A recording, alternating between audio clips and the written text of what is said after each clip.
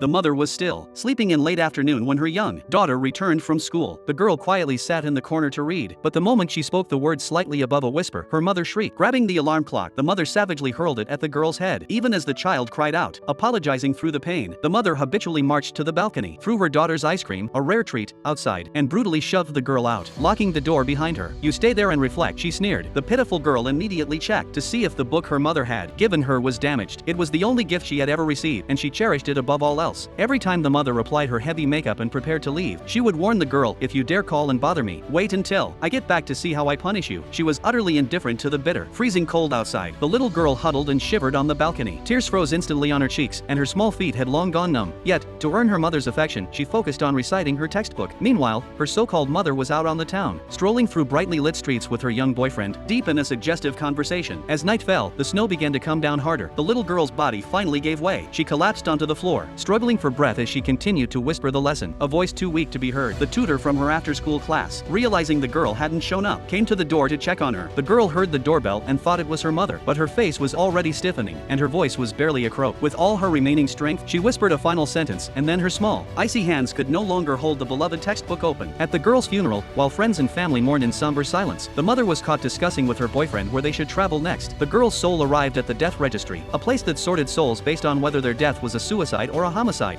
deciding whether they belonged in heaven or hell. The 5-year-old girl was, naturally, categorized as a homicide victim. After investigating the precise cause of death, the staff determined the girl should be sent to heaven. Yet, she insisted that she belonged in hell because she was a bad child who was always making her mother angry. She claimed her mother was actually very gentle, sometimes taking her to buy books she liked. Even in death, the child clutched the cheap textbook to her chest.